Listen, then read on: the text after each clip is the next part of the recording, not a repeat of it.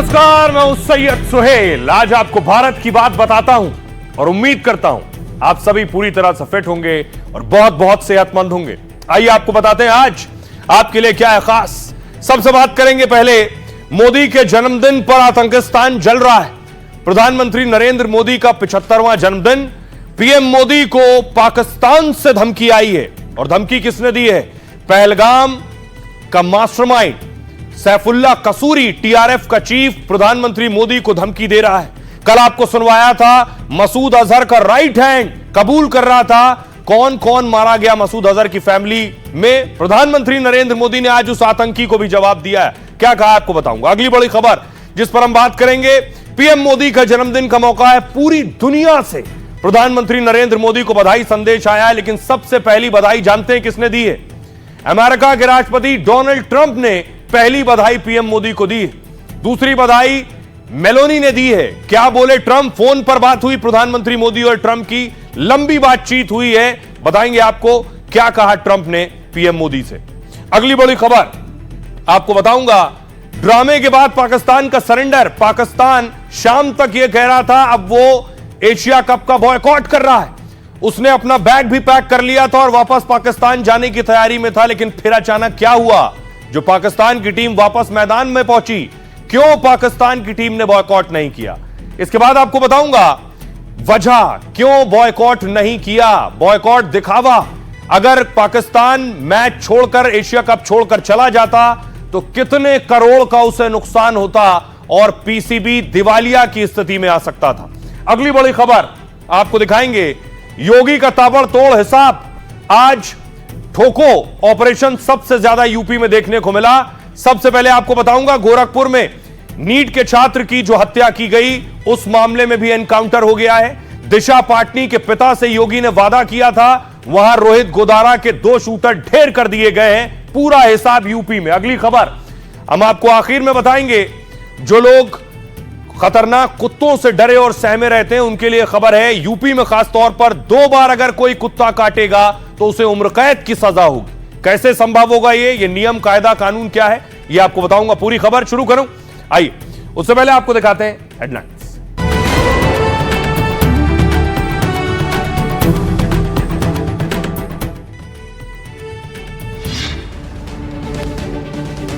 प्रधानमंत्री मोदी का 75वां जन्मदिन आज। राहुल गांधी से लेकर देश विदेश के तमाम नेताओं ने दी बधाई। बीजेपी ने देश भर में शुरू किया सेवा अभियान। अमेरिका से राष्ट्रपति ट्रंप ने भी फोन मिलाकर दी शुभकामनाएं। जन्मदिन के दिन प्रधानमंत्री मोदी ने मध्य प्रदेश के धार से छेड़ा स्वदेशी अभियान। जनसभा में कहा वही खरीदें जिसमें देशवासी के पसीने की खुशबू। आतंकवाद पर पाकिस्तान की लगाई क्लास। प्रधानमंत्री मोदी को मिले 1300 तोहफों की आज से ई नीलामी शुरू हो रही। देवी भवानी की मूर्ति की बेस प्राइस 10 लाख रुपए, जबकि राम मंदिर के मॉडल की शुरुआती कीमत 5 लाख रखी गई है। नीलामी से मिला पैसा मिशन गंगा में खर्च होगा। एशिया कप में करारी हार के बाद पाकिस्तान ने कराई जगहसाई। रेफरी को हटाने की मांग को लेकर पहले ही मैच छोड़ने की धमकी दी, फिर यूएई से मुकाबले के लिए पहुंची टीम। बरेली में दिशा पाटनी के घर गोली चलाने वाले 2 शूटर्स का एनकाउंटर। गाजियाबाद में आरोपियों से पुलिस की मुठभेड़। शूटरों के पास से फायरिंग वारदात में इस्तेमाल की गई बाइक और हथियार बरामद। गोरखपुर में छात्र हत्याकांड में योगी का बड़ा एक्शन। 24 घंटे के भीतर आरोपी रहीम का एनकाउंटर, पैरों में लगी गोली। अब तक कुल 4 आरोपियों पर शिकंजा। कर्नाटक के विजयपुरा में एसबीआई की ब्रांच में 21 करोड़ की डकैती हुई। हथियारबंद लुटेरे सेना जैसी वर्दी में आए, स्टाफ को बंधक बनाया, 20 किलो सोना और कैश लेकर फरार। गृह मंत्री अमित शाह के ऑपरेशन से खौफ में आए माओवादी, चिट्ठी लिखकर कहा हथियार डालने को तैयार हैं। एनकाउंटर रोकने की शर्त रखी। शाह ने मार्च 2026 तक माओवाद के खात्मे की दी थी डेडलाइन। दिल्ली बीएमडब्ल्यू एक्सीडेंट मामले में आरोपी महिला की न्यायिक हिरासत 10 दिन बढ़ा दी गई है। कोर्ट ने सीसीटीवी फुटेज सुरक्षित रखने को कहा है। रविवार को हुआ था हादसा। टक्कर से वित्त मंत्रालय में डिप्टी सेक्रेटरी की मौत हुई थी। ब्रिटेन दौरे पर पत्नी के साथ अमेरिका पहुंचे राष्ट्रपति ट्रंप का जोरदार स्वागत। किंग चार्ल्स के साथ स्पेशल सोने की बग्घी में घूमने निकले ट्रंप। ट्रंप की पत्नी क्वीन कैमिला के साथ एक दूसरी बग्घी में सवार थी। ट्रंप के सम्मान में डिनर का आयोजन। आईसीसी की वनडे और T20 रैंकिंग में टॉप पर पहुंची टीम इंडिया। बैटर, बॉलर और ऑलराउंडर तीनों ही कैटेगरी में टॉप पर हैं भारतीय खिलाड़ी। वरुण चक्रवर्ती दुनिया के नंबर 1 T20 गेंदबाज।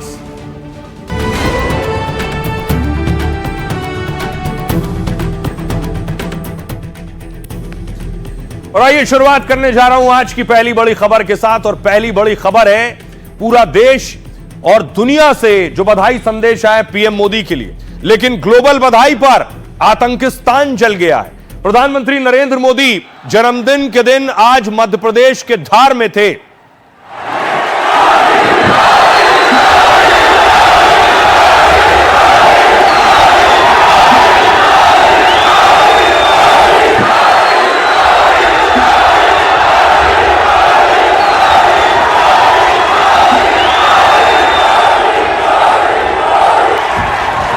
तो पीएम के बर्थडे पर देखिए जरा, मुस्लिम समाज भी पीएम मोदी के लिए दुआ कर रहा था। कोलंबो से तस्वीर आई है ये।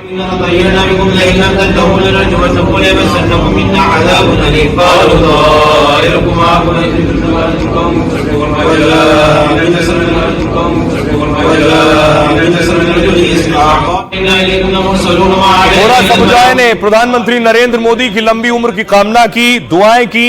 पीएम मोदी को और लंबी उम्र मिले।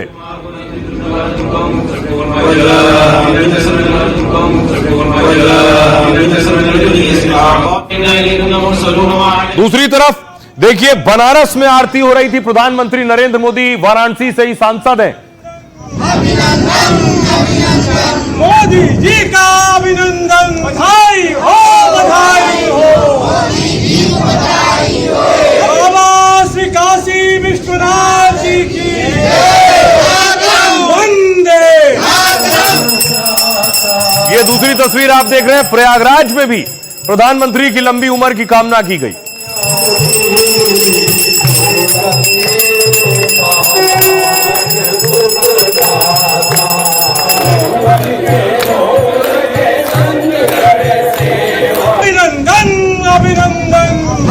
दूसरी तरफ देखिए जरा, नेता क्या कर रहे थे।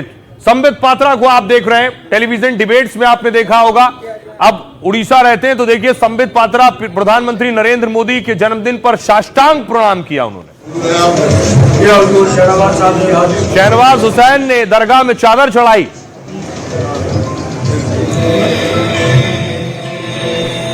हरदीप पुरी साहब गुरुद्वारे पहुंचे, अरदास किया वहां।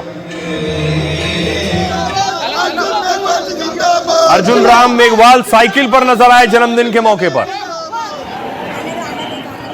और अश्विनी वैष्णव को आप देख रहे हैं, खूनदान किया। किरण रिजिजू ने स्वच्छता अभियान में हाथ बटाया। और दिल्ली के मंत्रियों को देखिए जरा, सीएम रेखा गुप्ता इस तरह से पीएम मोदी का बर्थडे सेलिब्रेट कर रही थी। स्पीकर ओम बिरला ने भी सफाई अभियान में हाथ बटाया।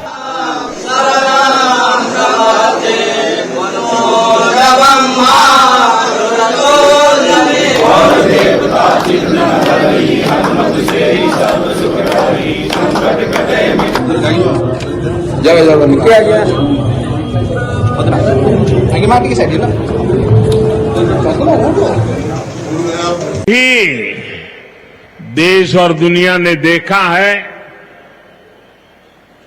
फिर एक पाकिस्तानी आतंकी ने रो रो कर अपना हाल बताया है। साथियों, ये नया भारत है। ये किसी की परमाणु धमकियों से डरता नहीं है।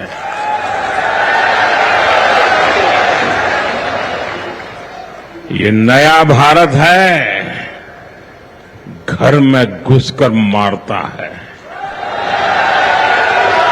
धरती की आन बान शान से बड़ा कुछ भी नहीं। हम जिए तो देश के लिए, हमारा हर पल समर्पित हो देश के लिए। तो प्रधानमंत्री ने जन्मदिन के मौके पर भी आतंकियों और पाकिस्तान को ललकारा है। और यही वजह है कि चाहे वो क्रिकेटर हो, पीएम मोदी की बुराई कर रहे हैं, यह आतंकी प्रधानमंत्री को धमकी दे रहे हैं। यह सैफुल्लाह कसूरी टीआरएफ का चीफ पीएम मोदी को धमका रहा है। देखिए क्या कह रहा है। पाकिस्तान के पूर्व क्रिकेटर शाहिद अफरीदी भी मोदी को लेकर सवाल उठा रहे हैं, इसलिए मोदी की आलोचना और राहुल गांधी की तारीफ में उतर आए हैं। शाहिद अफरीदी ने कहा, भारत अगला इजराइल बनने की कोशिश कर रहा है। जब तक मोदी सरकार रहेगी ऐसा ही चलता रहेगा। सत्ता में बने रहने के लिए सरकार हिंदू मुस्लिम कार्ड खेलती है। भारत में कांग्रेस नेता राहुल गांधी की सोच बहुत सकारात्मक है, यह अफरीदी ने कहा। वो बातचीत के जरिए पाकिस्तान से रिश्ते सुधारना चाहते हैं। दरअसल मोदी ने आतंकिस्तान को लेकर नीति और फैसले बदल दिए हैं, इसलिए शाहिद अफरीदी को चुप रहे। पहलगाम हमले में पाक का नाम आया तो मोदी ने ऐलान कर दिया, खून और पानी एक साथ नहीं बहेगा। पाकिस्तान से व्यापार और सिंधु समझौता तोड़ दिया। हमले के डर से पाकिस्तान ने परमाणु बम की धौंस दी तो मोदी ने साफ कह दिया, हम परमाणु धमकियों से नहीं डरते हैं। इसके बाद ऑपरेशन सिंदूर में भारत ने पाकिस्तान को घुसकर मारा भी और ग्लोबल मंच से मोदी पाकिस्तान को अलग थलग करने में लग गए। मोदी के ऐसे एक्शन से अफरीदी और पाक परस आतंकी बौखला गए। पहलगाम हमले का मास्टरमाइंड सबसे कॉर्नर पे जिसे आप देख रहे हैं अफरीदी किया गया, वो धमकी दे रहा है सैफुल्लाह कसूरी। लश्कर के डिप्टी चीफ ने पीएम मोदी के जन्मदिन पर गीदड़ भपकी दी है। कहा, हम बदला लेने के लिए हर कीमत चुकाने को तैयार हैं। इसके लिए हम अपनी जान की भी परवाह नहीं करेंगे। जम्मू कश्मीर के बांध और नदियों को टारगेट करेंगे। सुनिए जरा, टीआरएफ का चीफ जो हाफिज सईद का लश्कर का एक और विंग है टीआरएफ, जो पहलगाम में भी शामिल था, उसका चीफ मोदी को धमकी दे रहा। पड़ोसी मुल्क खौफ में है। अफरीदी ने एक बार भी मसूद अजहर और हाफिज सईद का नाम नहीं लिया। लेकिन दूसरी तरफ देखिए कि प्रधानमंत्री नरेंद्र मोदी को पहली बधाई किसने दी, जानते हैं? यह तस्वीर आप देख रहे हैं। जो अब तक ट्रंप पर सवाल उठा रहे थे, मोदी पर सवाल उठा रहे थे, उन्हें भी यकीन नहीं हो रहा है कि ट्रंप प्रधानमंत्री नरेंद्र मोदी को बधाई दे रहे हैं। बर्थडे पर पहला फोन डोनाल्ड ट्रंप का आया है और न सिर्फ फोन किया, फोन पर बातचीत के बाद देखिए डोनाल्ड ट्रंप ने अगली तस्वीर देखिए, खुद ट्वीट किया है और ट्वीट करके उन्होंने बताया कि पीएम मोदी से लंबी बातचीत हुई और नीचे देखिए लिखा है, रूस और यूक्रेन का जिक्र किया कि यह वॉर खत्म हो, इसके लिए पीएम मोदी का शुक्रिया अदा कर रहे हैं। अगली तस्वीर दिखाऊं, प्रधानमंत्री नरेंद्र मोदी ने भी ट्वीट किया ट्रंप को कि बातचीत हुई और इस लंबी बातचीत में बहुत कुछ सकारात्मक हुआ है। देखिए जरा पीएम मोदी और ट्रंप के बीच क्या कुछ बात हुई। मोदी को जन्मदिन पर पहली बधाई अमेरिकी राष्ट्रपति ट्रंप ने दी। कहा, अभी अभी मेरे मित्र पीएम नरेंद्र मोदी से फोन पर अच्छी बात हुई है। मैंने उन्हें जन्मदिन की ढेरों शुभकामनाएं दी हैं। पीएम मोदी वाकई बहुत अच्छा काम कर रहे हैं। रूस यूक्रेन के बीच युद्ध खत्म करने में समर्थन दिया है, इसके लिए मैं नरेंद्र मोदी का धन्यवाद देता हूं। पीएम ने कहा, मेरे 75वें जन्मदिन पर फोन कॉल किया और बधाई दी, इसके लिए बहुत धन्यवाद मेरे दोस्त राष्ट्रपति ट्रंप। मैं आपकी तरह मैं भी भारत और अमेरिका ग्लोबल साझेदारी चाहता हूं। दोनों देशों के रिश्तों को नई ऊंचाई पर ले जाने को प्रतिबद्ध हूं। हम यूक्रेन संघर्ष का शांतिपूर्ण समाधान चाहते हैं और इस दिशा में आपकी पहल का समर्थन करते हैं। तो सोचिए, ट्रंप मोदी को फोन कर रहे हैं और ये वही ट्रंप है जो बार बार कह रहे थे सीज फायर मैंने करवाया है, मेरा रोल है। और सोचिए, पाकिस्तान के मंत्री कह रहे हैं कि ट्रंप का कोई रोल नहीं है। क्या महज इत्तेफाक है? देखिए, इशाक डार, मई में भारत पाक सीज फायर की बात सबसे पहले ट्रंप ने रखी थी। करीब 30 से ज्यादा बार ट्रंप सीज फायर का क्रेडिट लेने की कोशिश की। मोदी और भारत ने हर मंच से ट्रंप के इस दावे को गलत बताया और कहा कि पाकिस्तान की गुहार पर भारत जंग रोकने को तैयार है। अब पहली बार पाकिस्तान ने भी ट्रंप के दावे को खारिज किया है। पाकिस्तान के विदेश मंत्री इशाक डार ने एक इंटरव्यू में यह कबूल किया। इशाक डार ने कहा, भारत ने कभी भी तीसरे देश का दखल मंजूर नहीं किया। हम विवाद सुलझाने के लिए तीसरे पक्ष को शामिल करने को तैयार थे, लेकिन भारत ने साफ तौर पर कहा है कि यह एक द्विपक्षीय मुद्दा है। हार डार ने माना कि अमेरिका फिर भारत पाक में बात करना चाहता है, लेकिन भारत ऐसे किसी प्रस्ताव पर ही सहमत नहीं हो रहा। अगर भारत जवाब दे तो पाकिस्तान अभी भी बातचीत को तैयार है। यानी सोचिए, ये सब कुछ हो रहा है अब जब जो है प्रधानमंत्री नरेंद्र मोदी का जन्मदिन है। क्या यह महज इत्तेफाक है कि अमेरिका ने भी डील के लिए डेलीगेशन भेजा है, जो बातचीत करने के लिए आया है, भारत और अमेरिका के बीच बातचीत हो। ये वो प्रतिनिधिमंडल जो भारत आ चुका है और भारत में इस पर बातचीत भी शुरू हो गई।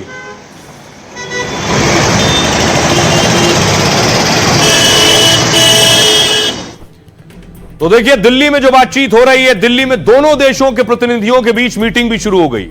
दोनों देशों के प्रतिनिधियों के बीच 7 घंटे तक मंथन हुआ है।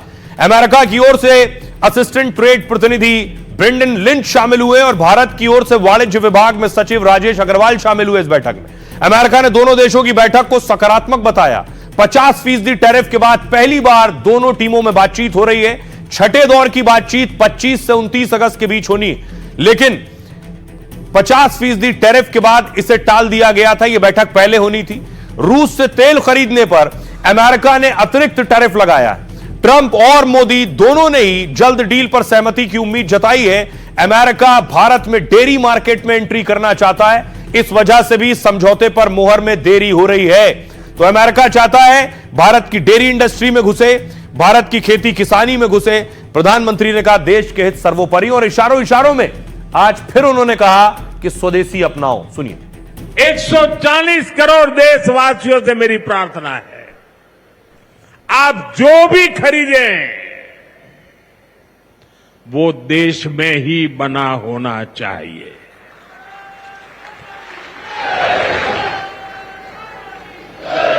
आप जो भी खरीदें उसमें पसीना किसी न किसी हिंदुस्तानी का होना चाहिए। आप जो भी खरीदें उसमें मिट्टी की महक मेरे हिंदुस्तान की मिट्टी की महक होनी चाहिए। देश के लिए मेरी मदद कीजिए, देश के लिए मेरा साथ दीजिए, और मैं मदद देश के लिए चाहता हूं आपसे, क्योंकि मुझे 2047 तक विकसित भारत बना के रहना है, और उसका रास्ता आत्मनिर्भर भारत से जाता है। और इसलिए मेरे सारे छोटे मोटे सभी व्यापारी भाई बहन, आप जो भी बेचें वो हमारे देश में बना हुआ ही होना चाहिए। अब हमें स्वदेशी को विकसित भारत की नींव बनाना है। सोचिए, ट्रंप के बाद प्रधानमंत्री नरेंद्र मोदी को दूसरा ट्वीट मेलोनी ने किया। इटली की पीएम ने प्रधानमंत्री नरेंद्र मोदी के साथ तस्वीर साझा की। यह सेल्फी मेलोनी ने ली थी और ट्विटर पर डाली थी। उस वक्त सबसे ज्यादा ट्रेंड हुई थी और सबसे ज्यादा शेयर और लाइक मिले थे। इसी तस्वीर के साथ मेलोनी ने पीएम को बधाई दी है। देखिए जरा मेलोनी ने क्या लिखा बधाई संदेश में। यह वो ट्वीट है। भारतीय पीएम को 75वें जन्मदिन की हार्दिक शुभकामनाएं। आपकी शक्ति, दृढ़ संकल्प और लाखों के नेतृत्व की क्षमता प्रेरणादायक है। मित्रता और सम्मान के साथ मैं आपकी सेहत की कामना करती हूं। अगली बधाई दी पुतिन ने। आपने देशवासियों को गहरा सम्मान और ग्लोबल प्रतिष्ठा दिलाई है। भारत रूस के रिश्तों को मजबूत करने में आपका असाधारण योगदान है। हमारी दोस्ती सलामत रहे और आप ऐसे ही भारत को बढ़ाते रहें। नेतन्याहू ने बधाई दी। मेरे अच्छे दोस्त नरेंद्र को जन्मदिन की हार्दिक शुभकामनाएं। मैं जल्द ही आपसे मिलूंगा क्योंकि हमें अपनी साझेदारी और दोस्ती को और भी ऊंचाइयों पर ले जाना है। ऑस्ट्रेलिया के PM Anthony Albanese. Australia Bharat और मोदी के साथ मजबूत दोस्ती को महत्व देता है। मैं आने वाले सालों में और सहयोग और प्रगति की उम्मीद करता हूं। ब्रिटेन के पूर्व पीएम ऋषि सुनक ने कहा, मोदी जी को जन्मदिन की बधाई देना मेरे लिए खुशी की बात है। मुश्किल समय में हमें अच्छे दोस्तों की जरूरत होती है और मोदी जी मेरे और ब्रिटेन के लिए हमेशा अच्छे दोस्त रहे हैं। बधाई संदेशों का बाढ़ आ गई थी। सुनिए जरा नेतन्याहू से लेकर एल्बनीज तक क्या कह रहे हैं। प्राइम मिनिस्टर मोदी, मेरे अच्छे दोस्त नरेंद्र, मैं आपको जन्मदिन की शुभकामनाएं देना चाहता हूं। आपने अपने जीवन में भारत के लिए बहुत कुछ किया है और हमने मिलकर भारत और इजराइल की दोस्ती में बहुत कुछ हासिल किया है। मैं जल्द ही आपसे मिलने के लिए उत्सुक हूँ ताकि हम अपनी साझेदारी और अपनी दोस्ती को और भी ऊंचाइयों पर ले जा सकें। जन्मदिन मुबारक हो मेरे दोस्त।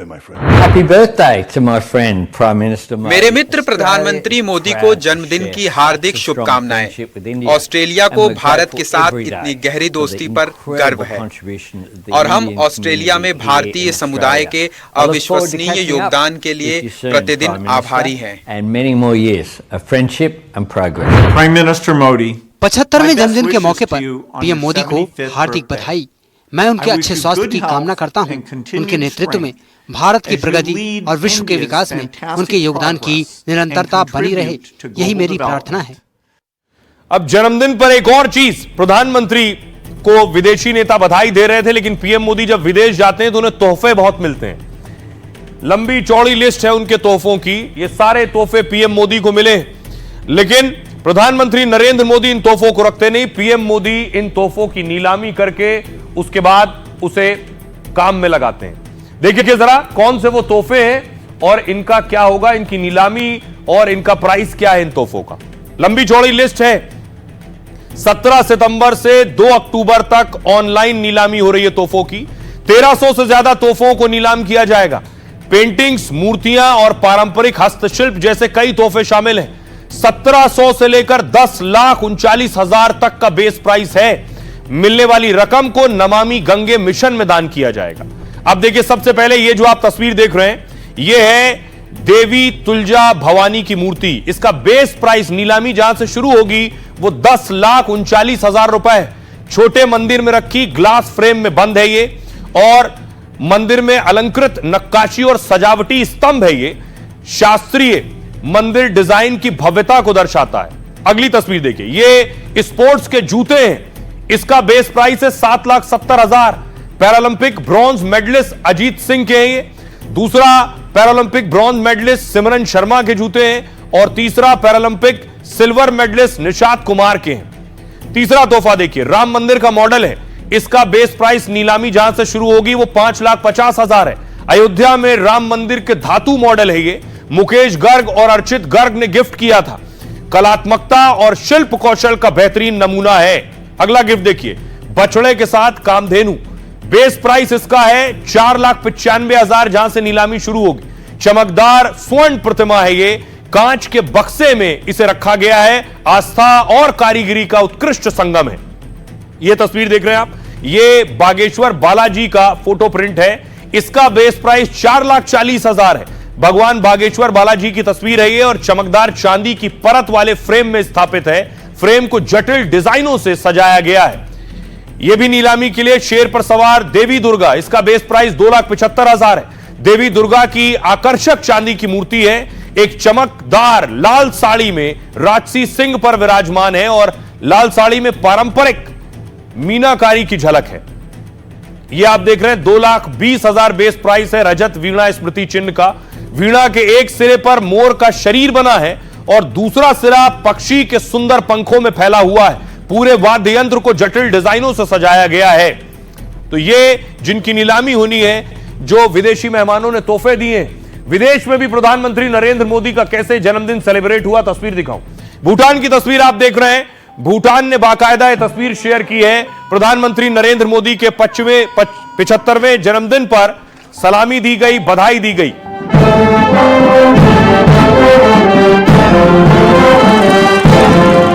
Your Excellency, wishing you a very happy birthday from all of us.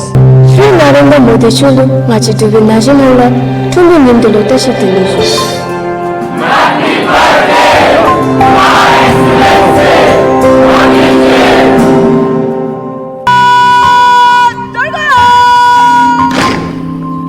अब प्रधानमंत्री को बधाई देने वालों में बॉलीवुड के सितारे भी शामिल हैं। सलमान खान, शाहरुख खान, आमिर खान और कौन कौन से सितारे हैं, क्या बधाई दे रहे हैं देखिए। शाहरुख खान ने कहा 75 साल की उम्र में भी पीएम की ऊर्जा हमसे ज्यादा है। आमिर खान कह रहे हैं भारत के विकास में आपके योगदान को सदैव याद किया जाएगा। सलमान खान ने कहा माननीय प्रधानमंत्री जी को जन्मदिन की ढेरों शुभकामनाएं। अजय देवगन ने कहा आपके सफर में निरंतरता की मिसाल देखने को मिलती है।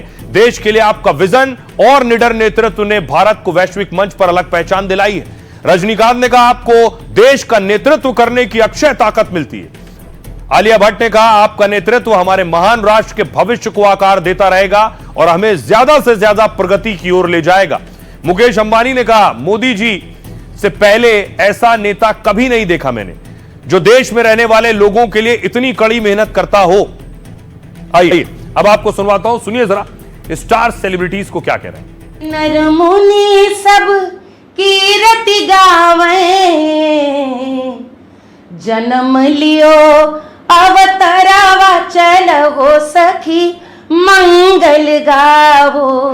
जो आपकी कहानी है छोटे से शहर से लेकर ग्लोबल स्टेज तक, वो बहुत ही ज्यादा इंस्पायरिंग है। इस कहानी में आपका डिसिप्लिन, आपकी मेहनत और अपने देश के प्रति डेडिकेशन दिखाई पड़ती है। देश के विकास के लिए जो आपने योगदान दिए हैं वो हमेशा याद किए जाएंगे और इस खुशी के मौके पर हमारी ये प्रार्थना है ऊपर वाले से कि आपको वो लंबी आयु दे।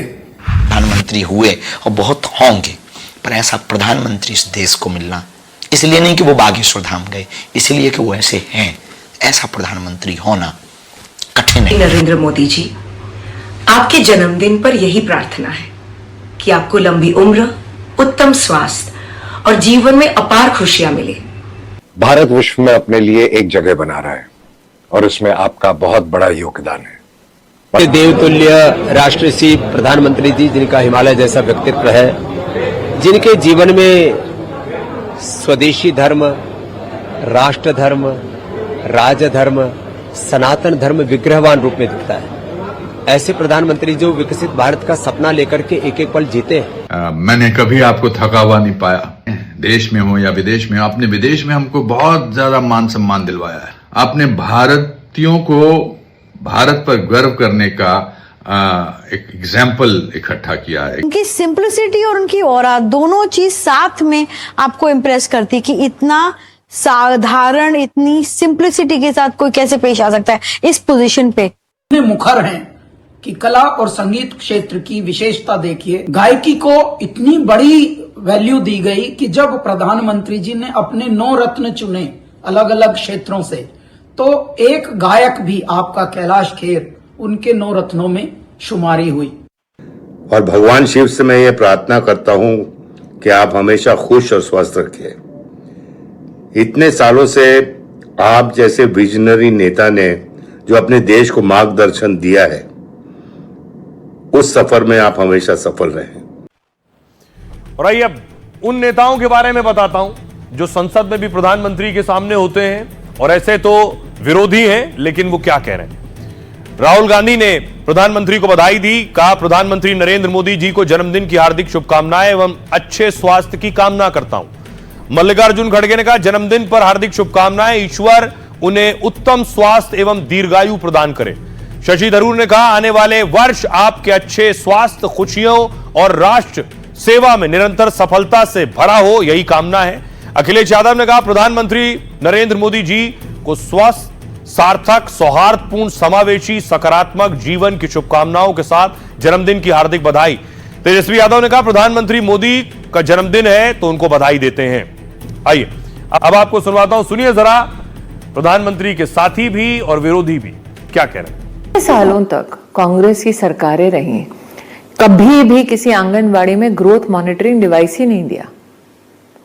तो जब आप ग्रोथ को मॉनिटर करने की कोई व्यवस्था नहीं करते हो, तो आप कैसे पॉलिसी इंप्लीमेंटेशन और बच्चों के ऊपर इम्पैक्ट के ऊपर उसकी समीक्षा कर सकते हो। तो आज ये आलम है कि देश में 11 लाख आंगनवाड़ीज में स्मार्ट डिवाइसेस हैं। अचानक ही एक हमारे कार्यकर्ता का ढाबा है सूर्य नगर में, वहां पर गाड़ी रोका और जाकर खाने बैठे। मैं मनोमन बोला चलो भाई अच्छा हो गया, इनको भूख भी लगी तो हमें भी आज खाना मिल जाएगा। मैंने देखा उन्होंने कुछ फल और वेफर जैसा कुछ खाया थोड़ा, और मैंने पेट भरकर खा लिया। फिर रात को मैंने सोचा कि इन्होंने तो खाया ही नहीं, तो गाड़ी किसके लिए खड़ा रहा? गाड़ी साथी कार्यकर्ता के लिए खड़ा। मोदी जी ने इस कोरोना जैसी महामारी के दौरान 9 महीने के अंदर कोविड के 2 वैक्सीन बना करके न केवल भारतवासियों को फ्री में वैक्सीन दे करके इस महामारी से उन्होंने बचाने का काम किया था, बल्कि व्यवस्था के माध्यम से अपने मित्रों को भी साधने का काम किया था और संकट का साथी बन करके दुनिया के सामने एक मिसाल प्रस्तुत की थी। कभी कोई बाहर देखे लोगों को लगता होगा कि इतना वर्कलोड है, ये है, बड़े वो तनाव में रहते होंगे। ऐसा नहीं, मोदी जी को इस रूप में मैंने नहीं देखा। मोदी जी को मैंने स्वयं पूछा कि देखिए रहने की व्यवस्था तो यहाँ पर भी है, बाहर गेस्ट हाउस में भी है। तो मोदी जी ने अपने अंदाज में कहा हम तो भाई यही रहेंगे। और बिल्कुल एक छोटा सा कमरा जो था, जो किसी व्यक्ति का पहला इंप्रेशन आपके ऊपर होता है ना, वो बहुत एवरलास्टिंग होता है। अब जन्मदिन के दिन एक और खबर आई, प्रधानमंत्री की माता जी को गाली दी गई, अपमान किया गया, एक वीडियो भी जारी किया गया, एआई वीडियो। और एआई वीडियो को अब कोर्ट से आदेश मिला है। कोर्ट ने कहा है कि इस एआई वीडियो को फौरन हटाया जाए। देखिए, मामला कोर्ट में पहुंच गया। कांग्रेस को पटना हाईकोर्ट से बड़ा आदेश मिला है। ये जो वीडियो आप देख रहे हैं, पीएम और उनकी मां का एआई वीडियो हटाना होगा। कोर्ट ने सोशल मीडिया प्लेटफॉर्म से वीडियो हटाने को कहा है। कोर्ट ने राहुल गांधी, राजेश राम और चुनाव आयोग को नोटिस भी दिया है। हाईकोर्ट ने कहा ऐसे वीडियो अदालतों के निर्देश का उल्लंघन है।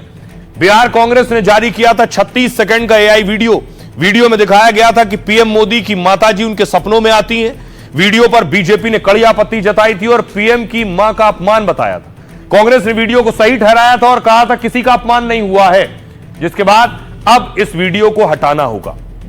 सुनिए जरा बीजेपी नेता क्या कह रहे हैं। ये महिषासुर हैं, ये राक्षस हैं। माननीय मोदी जी की मां को लेकर के जिस तरीके से कांग्रेस के मंच से गालियां दी गई, महागठबंधन के मंच से, ये कहीं ना कहीं अशोभनीय है। एआई के माध्यम से एक वीडियो जनरेट किया गया जो पूरी तरीके से यह दर्शाता है कि राहुल गांधी और महागठबंधन के लोग किसी महिला का अपमान कैसे किया जाता है, ये लोग से सीखिए। निश्चित तौर पे जो व्यक्ति आज इस दुनिया में नहीं है, उनकी पूजा लोग करते हैं। ईश्वर स्वरूपी हमने माँ दुर्गा के स्वरूप में हम लोग उनके तस्वीर को लगाया है और वो उन लोगों का वध कर रही हैं जिन लोगों ने माँ का अपमान किया। आइए खबरों में आगे बढ़ते हैं। आज की एक और बड़ी खबर है, आपको लिए चलता हूं। दुबई में पाकिस्तान बॉयकॉट करने वाला था एशिया कप, तो ये ड्रामे के बाद पाकिस्तान ने सरेंडर किया है। दरअसल भारतीय टीम ने मैच जीतने के बाद पाकिस्तान से हाथ नहीं मिलाया, उनके खिलाड़ियों से, तो पाकिस्तान सबसे ज्यादा तिलमिला गया। पाकिस्तान ने कहा रेफरी को हटाओ, लेकिन रेफरी नहीं हटाए गए। तो पाकिस्तान टीम आज क्या कर रही थी, तस्वीर देखिए अगली। पाकिस्तान टीम ने अपना बोरिया बिस्तर पैक कर लिया, बैग पैक कर लिया और होटल छोड़कर बैग रखकर जाने की तैयारी कर रहे थे वापस, और मैच खेलने को तैयार नहीं थे। लेकिन उसके बाद खबर आई कि पाकिस्तान की टीम वापस मैदान पहुंच रही है।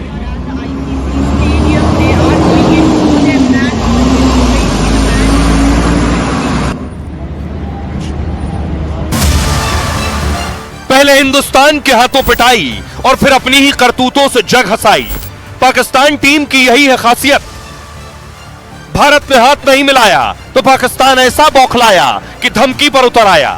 पहले रेफरी को हटाने की धमकी दी, फिर एशिया कप के बॉयकॉट की धमकी देने लगा। दुबई से लाहौर तक खूब ड्रामा चला, 3 दिनों तक चला, और फिर मैच के दिन पाकिस्तान ने कर दिया सरेंडर। यानी मैच छोड़ने और एशिया कप से हटने की धमकी पाकिस्तान की वही पुरानी गीदड़ भभकी थी। पाकिस्तान ने कंगाली के डर से टूर्नामेंट का बॉयकॉट तो नहीं किया, लेकिन अपनी ग्लोबल फजीयत जरूर करा ली। अब देखिए पाकिस्तान चाहता क्या था, ये आप देख रहे हैं तस्वीर मैंने आपको दिखाई थी। हाथ आगे बढ़ा रहे थे मिला लो, लेकिन किसी ने हाथ मिलाया नहीं। रेफरी वहां खड़े थे, चाहता था पाकिस्तान की रेफरी पर एक्शन हो। क्यों? 14 सितंबर को भारत और पाकिस्तान का मैच था। टीम इंडिया ने पाकिस्तान के खिलाफ मैच खेला, लेकिन पाक खिलाड़ियों से हाथ नहीं मिलाया। टॉस के वक्त और मैच जीतने के बाद हाथ नहीं मिलाया। भारतीय टीम ने इसी के जरिए पहलगाम अटैक का विरोध दर्ज कराया। इसके बाद पाकिस्तानी टीम तिलमिला गई। पाकिस्तानी टीम ने मैच रेफरी को हटाने की मांग की कि इनको हटाया जाए, क्योंकि भारत ने मैच रेफरी को हाथ ना मिलाने की जानकारी दे दी थी कि हम पाकिस्तान की टीम से हाथ नहीं मिलाएंगे। पाक ने कहा रेफरी एंडी पाइक्रॉफ्ट को एशिया कप से हटाया जाए, लेकिन आईसीसी ने पीसीबी की यह मांग खारिज कर दी। रेफरी एंडी पाइक्रॉफ्ट को एशिया कप से नहीं हटाया गया। इसके बाद भी पाकिस्तान अपनी मांग पर अड़ा रहा। रात 8 बजे पाकिस्तान और यूएई का मैच शुरू होना था, लेकिन पाकिस्तान टीम होटल से बाहर निकली, तब तक बाहर नहीं आई क्योंकि मैच के लिए जाना था। वहीं दूसरी तरफ यूएई के खिलाड़ी स्टेडियम पहुंच गए थे। फिर आईसीसी और पीसीबी के बीच घंटों बातचीत हुई और आज का मैच 1 घंटे देरी से शुरू हुआ। आइए अब आपको सुनवाता हूं पाकिस्तान टीम की इस हरकत पर एक्सपर्ट्स क्या कह रहे हैं। सब छोटी बातें, आप क्रिकेट खेलने में ध्यान रखिए। ये हाथ मिलाना या नहीं मिलाना, किसी एक इंसान को हाथ मिलाना नहीं अच्छा लगता तो ठीक है। सबसे बड़ी बात है कि आप क्रिकेट के मैदान में क्रिकेट खेलो और आगे चलो। उससे ज्यादा कुछ सोचना बेहतर नहीं होगा। और बड़े बड़े बयान देने और गलत बयान देने शायद शोभा नहीं देते। ये गुड लक है Pakistan cricket, because Pakistan cricket and Pakistan board needs to play India to survive. उनसे हेलो भी मत करो। उनको जो जिससे फायदा होता है उनका हुक्का पानी बंद करना चाहिए मेरे हिसाब से। तो सोचिए, पाकिस्तान ये धमकी दे रहा था कि वो एशिया कप का बॉयकॉट कर देगा, लेकिन क्या वाकई कर पाता? बिल्कुल नहीं कर पाता। उससे पाकिस्तान का नुकसान होता। पाकिस्तान 3 दिन से एशिया कप बॉयकॉट की धमकी दे रहा है, लेकिन असल में बॉयकॉट से पाकिस्तान को ही नुकसान होगा। एक तो वो एशिया कप से खाली हाथ वापस लौटेगा, दूसरा इससे पाकिस्तान क्रिकेट बोर्ड कंगाल हो जाता। पीसीबी को $16 मिलियन का नुकसान हो जाता। इसका मतलब 140 करोड़ रुपए का सीधा घाटा। 140 करोड़ सोचिए पाकिस्तान के लिए कितने मायने रखता है। एशियन क्रिकेट काउंसिल एसीसी की कमाई में पाक की हिस्सेदारी है। एसीसी की सालाना कमाई में पाक की हिस्सेदारी है 15%। इसमें ब्रॉडकास्ट, स्पॉन्सर और टिकट का रेवेन्यू होता है। यह हिस्सेदारी टेस्ट क्रिकेट खेलने वाले एशियाई देशों को मिलती है। टेस्ट क्रिकेट खेलने वाले 5 देशों को 15% हिस्सेदारी मिलती है। इसमें इंडिया है, श्रीलंका है, बांग्लादेश और अफगानिस्तान भी है। ऐसे में एशिया कप बॉयकॉट से पाकिस्तान को पैसे नहीं मिलते। खबर है कि इस साल आईसीसी पाकिस्तान को 7 अरब की हिस्सेदारी देने वाली है, लेकिन एशिया कप से पाक हटता तो ये पैसे रुक जाते। सिर्फ यही नहीं, आईसीसी पाकिस्तान पर भी बैन लगा सकता था। अगले साल भारत में T20 वर्ल्ड कप खेला जाना है, उसमें भी पाकिस्तान की एंट्री रोकी जा सकती थी। मतलब पाकिस्तान क्रिकेट से ही बॉयकॉट हो जाता और पाकिस्तान ये बिल्कुल सहन नहीं कर सकता था। खबरों में आगे बढ़ते हैं। आज की एक और बड़ी खबर है, उत्तर प्रदेश से आई है। आज एनकाउंटर का दिन था यूपी में। योगी का ताबड़तोड़ हिसाब यूपी में हुआ। पहली तस्वीर देखिए जरा, आपको याद होगा, ये आप देख रहे हैं दिशा पाटनी के घर पर जो फायरिंग हुई थी, ये वो शूटर्स हैं जिनकी तस्वीर सामने आई है। दिशा पाटनी के घर के बाहर से जाते हुए आप देख रहे हैं, कई राउंड गोली चलाकर ये वहां से निकले थे।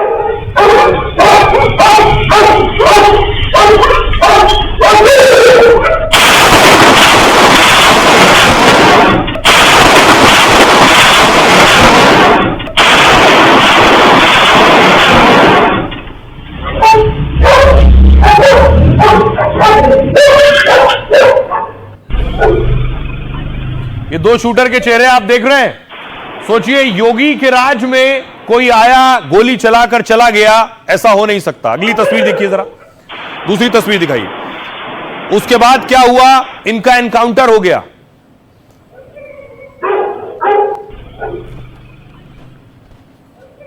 यह तस्वीर आप देख रहे हैं, आरोपी रविंद्र उर्फ कल्लू है, जिसे आप ऊपर देख रहे हैं। पुलिस ने ठोक दिया है, एनकाउंटर कर दिया है। वो दूसरी तस्वीर आप देख रहे हैं। इन दोनों का एनकाउंटर हो चुका है और दोनों को ढेर कर दिया है। अगली तस्वीर आपको दिखाऊं, यह आप देख रहे हैं, गोरखपुर में नीट के छात्र की हत्या कर दी गई थी गौ तस्करों ने, पशु तस्करों ने। अगली तस्वीर देखिए जरा, दीपक की हत्या करने वालों का भी एनकाउंटर हो गया है। यूपी पुलिस के कंधों पर है।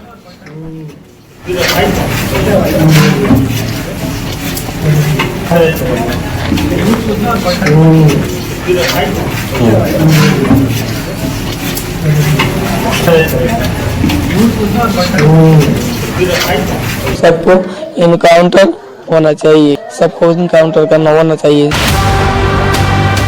एक पिता ने बेटे को इंसाफ और अपराधियों के हिसाब की मांग की तो उसे पूरा करने में योगी ने 24 घंटे भी नहीं लगाए। जिन तस्करों ने गोरखपुर में दीपक का मर्डर किया था, योगी की पुलिस ने उनका एनकाउंटर कर दिया। वहीं दिशा पाटनी के घर पर फायरिंग हुई तो योगी ने खुद दिशा के पिता से बात की थी और जल्द ही कार्रवाई का भरोसा दिलाया था। योगी ने जो कहा, उनकी पुलिस ने वैसा ही किया। दिशा केस के आरोपियों पर ताबड़तोड़ एक्शन हो रहा है। गाजियाबाद में 2 बदमाशों का एनकाउंटर कर दिया गया। दोनों बदमाश ढेर हो गए हैं और पैगाम दे दिया है कि यूपी में अपराधी चाहे पाताल में छिप जाएं, वो बचेंगे नहीं। और आइए अब आपको बताऊं, दिशा पाटनी के घर फायरिंग करने वाले कैसे ठोके गए।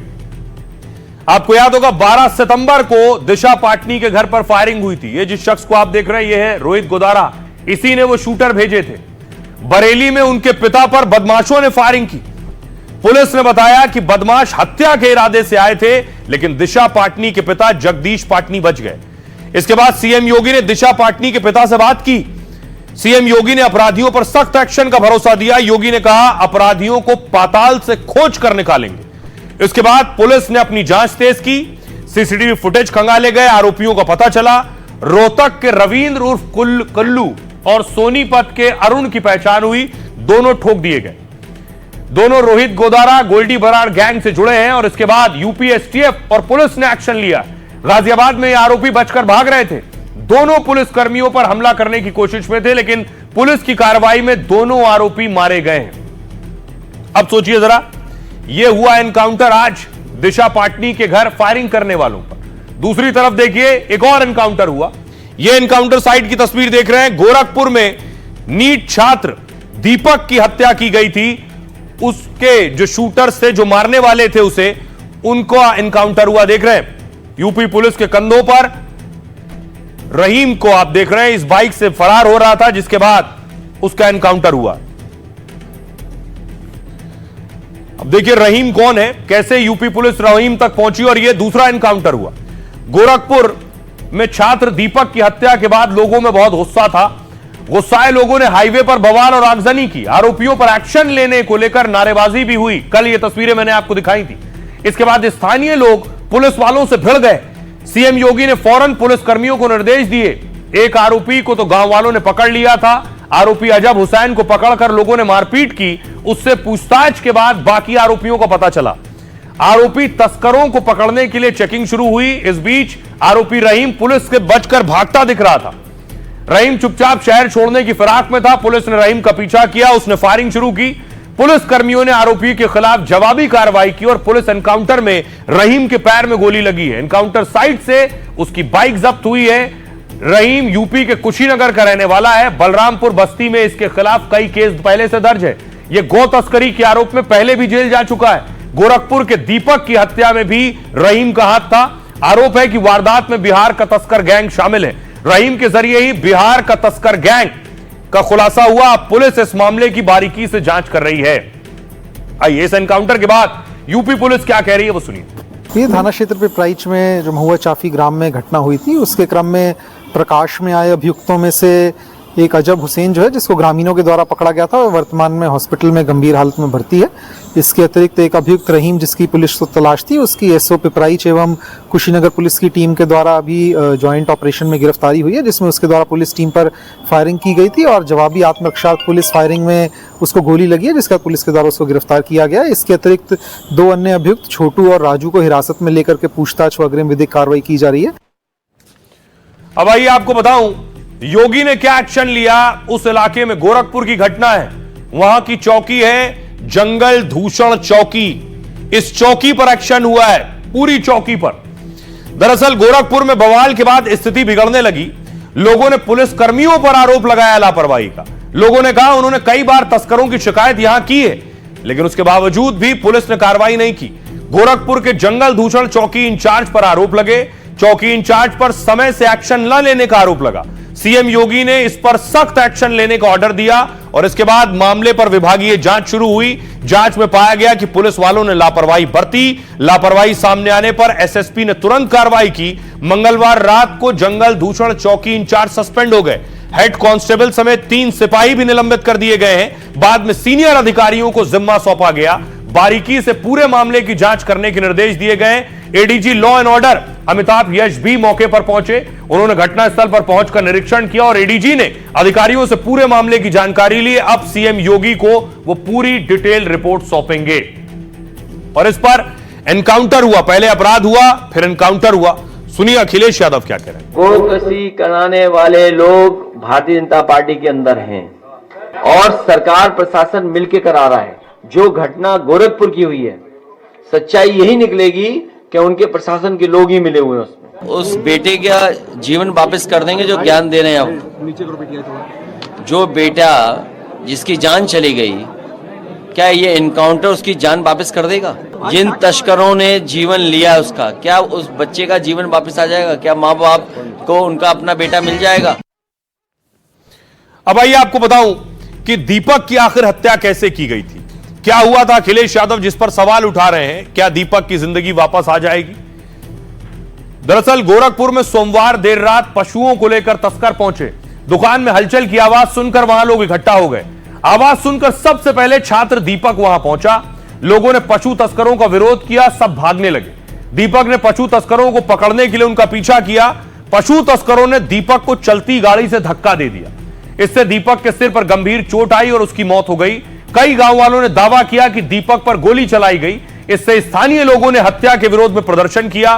फिर पुलिस ने मोर्चा संभाला और आरोपियों पर एक्शन लिया। अब तक 4 आरोपियों की गिरफ्तारी हो चुकी है। इस मामले में 2 आरोपी छोटू राजू को भी हिरासत में लिया गया। पुलिस बाकी आरोपियों की भी तलाश कर रही है। उनकी गिरफ्तारी के लिए इनाम की घोषणा की गई है। सुनिए जरा दीपक के चाचा क्या कह रहे हैं। आज जो रिपोर्ट जो है इसमें बदला गया हुआ है। एसएसपी साहब बोल रहे हैं कि जो है सर में चोट लगने से मौत हुई है, लेकिन ऐसा कुछ नहीं है। ये जो है प्रशासन जो है कि गफलतबाजी है। हाँ। क्या लगा? रिपोर्ट बदला गया है। मतलब आपके हिसाब से गोली लगी? गोली 100% लगी है। गोली अगर मुंह में नहीं लगी होती जो है लाइटिंग के रास्ते कैसे जो ब्लड आता। तो दीपक के चाचा को आप सुन रहे थे जो ये दावा कर रहे हैं उनके भतीजे को गोली लगी है। खबरों में आगे बढ़ते हैं। आज की एक और बड़ी खबर है कि बहुत से लोग कुत्तों से परेशान हैं। आए दिन आपने तस्वीरें देखी होंगी, कुत्ते बच्चों को काट रहे हैं, राह चलते हुए राहगीरों को काट रहे हैं। तो अगर कोई कुत्ता 2 बार काटता है तो अब उम्र कैद होगी। तस्वीर में आपको दिखाऊं, दरअसल इस तरह की बहुत सी तस्वीरें पहले सामने आई। ये एआई इमेज है और कोर्ट तक मामला चला गया था, लेकिन अब यूपी में यह नया नियम लागू होने जा रहा है। यह रिपोर्ट देखिए जरा।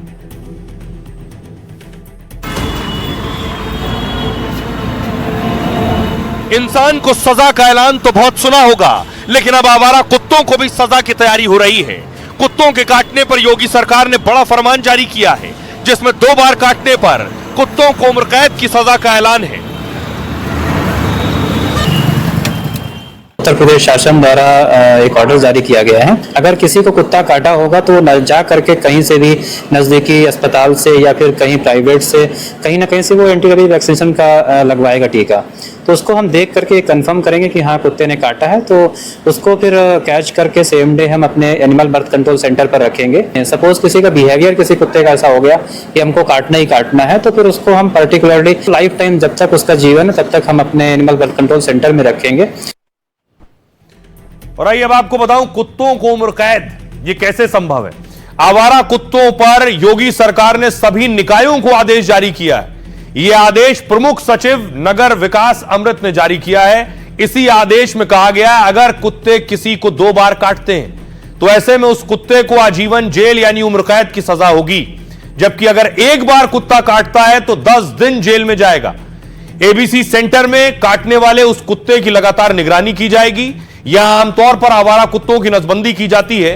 10 दिन बाद एबीसी सेंटर से कुत्ते को माइक्रोचिप लगाकर छोड़ा जाएगा। इस माइक्रोचिप के जरिए आवारा कुत्ते के व्यवहार की निगरानी होगी। लेकिन अगर यहां से निकलने के बाद कुत्ता दूसरी बार किसी को काटता है तो फिर जांच होगी कि कहीं हमला किसी के प्रेरित करने पर तो नहीं हुआ। अगर कुत्ते पर आरोप साबित हो गए तो आजीवन फिर उसे जेल में रहना होगा, कैद में। अगर कोई शख्स कुत्ते को गोद लेता है तो फिर उसे रिहा कर दिया जाएगा, यह भी है। लेकिन पिछले दिनों जो खबर आई, आपको एक डेटा बताता हूं, रिपोर्ट दिखाता हूं कि किस राज्य में कितने हादसे और कितनी घटनाएं कुत्ते काटने के हुए। सबसे पहले देखिए साल 2024 का मैं आपको बता रहा हूं। उत्तर प्रदेश में 1,64,000 लोगों को कुत्तों ने काटा है। महाराष्ट्र में देखिए यह संख्या 4,85,000 है। बिहार में 2,63,000, गुजरात में 3,92,000, मध्य प्रदेश में 1,42,000, राजस्थान में 1,40,000 लोगों को काटा कुत्तों ने। दिल्ली में 25,000 है यह संख्या, हरियाणा में 60,000 है, जनसंख्या के अनुपात में कम हो रही। हिमाचल प्रदेश में 22,000 है और जम्मू कश्मीर में 51,000 है। तो यही वजह है कि लोगों में डर और खौफ भी इस तरह के आवारा कुत्तों से। आज एक और तस्वीर आई है मध्य प्रदेश से। देखिए जरा तस्वीर, ये बहुत वायरल है। दाल बन रही है और दाल को चलाने के लिए जेसीबी मशीन लगानी पड़ी है। जो बर्तन था वो इतना बड़ा था। रोड बनते हुए देखे, जेसीबी से सब काम करते हुए देखे, पर जेसीबी भोजन बनाने के भी काम आती है, हमने पहली बार देखा। तो वहां ले गए महाराज, कढ़ा क्या कढ़ैया थोड़ी है वो तो। अच्छा, इस कढ़ा को देख के हमको एक बात का अनुभव हो गया कि यमराज के यहाँ इससे भी बड़े बड़े कढ़ाई अब होंगे।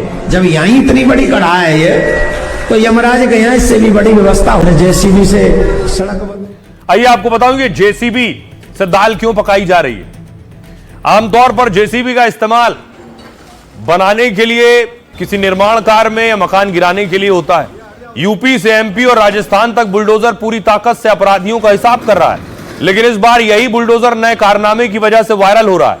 दरअसल कुछ दिनों से जेसीबी की एक वीडियो सोशल मीडिया पर वायरल हो रही है। इस वीडियो में जेसीबी मशीन का इस्तेमाल दाल मखनी बनाने के लिए किया जा रहा है और बड़े से कढ़ाई में कड़छी की तरह जेसीबी मशीन से दाल को चलाया जा रहा है। वीडियो वायरल होने के बाद इस वीडियो पर अलग अलग प्रतिक्रियाएं सामने आ रही हैं। कोई कह रहा है दाल मखनी में मक्खन के साथ ग्रीस स्वाद को बढ़ा रहा है, तो कोई इसे लोगों की सेहत से खिलवाड़ बता रहा है। वीडियो में दावा किया गया कि यह वीडियो मध्य प्रदेश के दंदरौआ गांव का है। दंदरौआ गांव मध्य प्रदेश में काफी प्रसिद्ध जगह है। यहां का दंदरौआ धाम देश का प्रसिद्ध मंदिर है, जहां भगवान हनुमान को डॉक्टर रूप में पूजते हैं। भक्तों की मान्यता है कि यहां रोग दूर हो जाते हैं।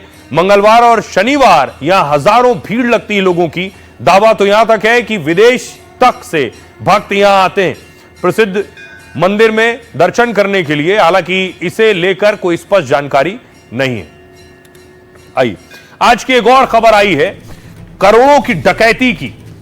अमूमन बड़े शहरों में डकैती की खबरें और घटनाएं कम होती हैं, लेकिन एसबीआई बैंक में डकैती हुई और करोड़ों की डकैती हुई। यह आई इमेज है, ठीक इस तरह से संभव है डकैत घुसे बैंक के अंदर और उन्होंने डाका डाला है। तस्वीर में आपको दिखाऊं, यह है वो बैंक की तस्वीर। मौके पर पुलिस मौजूद है और जो बैंक कर्मी है वो मौजूद थे। इसी बैंक में डकैती डाली गई।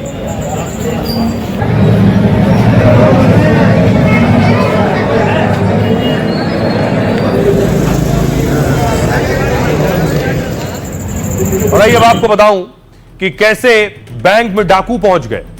कर्नाटक के विजयपुरा में एसबीआई की ब्रांच में डकैती हुई। दरअसल डकैत 20 करोड़ का सोना और 1 करोड़ कैश लूट ले गए। मंगलवार शाम को 5 बजे के करीब 5 डकैत बैंक में घुसे। 3 डकैत बैंक के अंदर घुसे, जबकि 2 ने बाहर मोर्चा संभाला। उन्होंने सेना जैसी वर्दी पहनी हुई थी, सभी के पास पिस्तौल थी।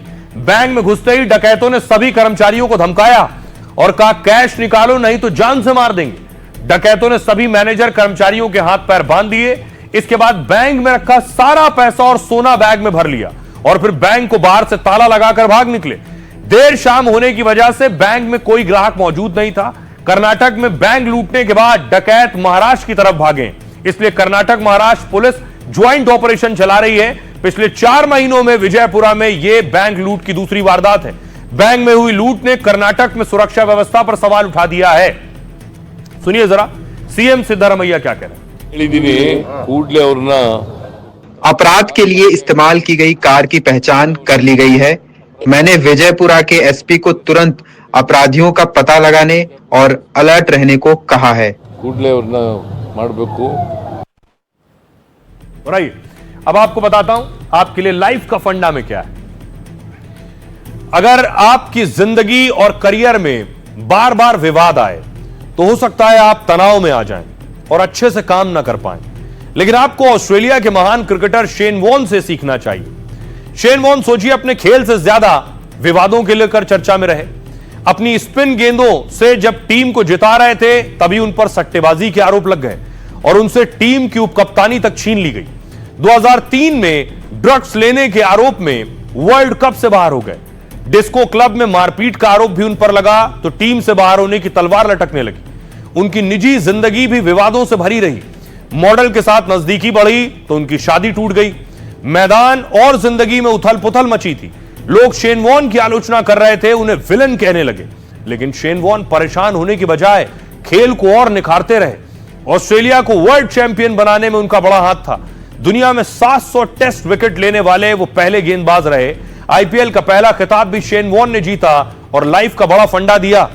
जिंदगी में अगर गलतियां हो तो उन्हें कबूल करें और जितनी जल्दी हो सके निराशा छोड़कर आगे बढ़ें। तो जहां से जो अच्छा मिले उसे अपनाएं और अपना और अपनों का बहुत बहुत ख्याल रखें। रुक रहे हैं एक ब्रेक के लिए, लौट रहे हैं कुछ ही पलों।